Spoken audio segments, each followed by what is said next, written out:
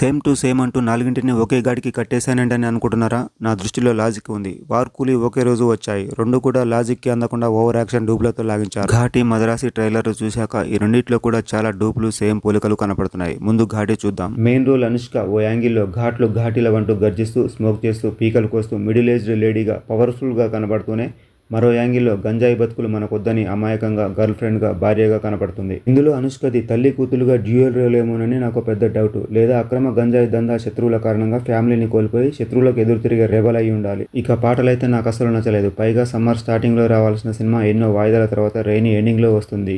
అయినా క్రేజ్ తగ్గపోవడానికి కారణం గతంలో క్రిష్ డైరెక్ట్ చేసిన వేదం సినిమా. ఇక మద్రాసి ఘాటీకి ఏం పోలికలున్నాయో చూద్దాం. రెండు కూడా సెప్టెంబర్ 5న 5 భాషల్లో రిలీజ్ అవుతున్నాయి. తెలుగు రాష్ట్రాల్లో మద్రాసి క్రేజ్కి కారణం రెండున్నాయి.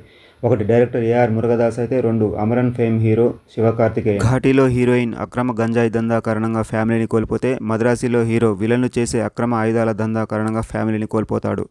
దాంతో director Murugadoss Ghajini type mental defect రోగం ఒకటి హీరోకి సెట్ చేశాడు. ఇక ఫైట్లు ఫైరింగ్లు నియర్ టు వార్ 2 పాటలు డబ్బింగ్ కాబట్టి అంత ఈజీగా మనకు నచ్చావు. రెండింటికి యూఏ సర్టిఫికెట్లు. బడ్జెట్లో మాత్రం మద్రాసి 200 కోట్లట. తేడా వస్తే తడిగుడ్డే. ఘాటీ మాత్రం 35 కోట్లట. స్వీటీ ఈజీగా రీచ్ అవ్వచ్చు. రన్ టైం చూస్తే మద్రాసి 10 నిమిషాలు ఎక్కువ, 2 గంటల 45 నిమిషాలు. ఫ్రెండ్స్, రెండింటి రివ్యూలతో త్వరలో కలుద్దాం. మీరు ఏ సినిమాకి ఇంపార్టెన్స్ ఇస్తున్నారో కామెంట్ చేయండి.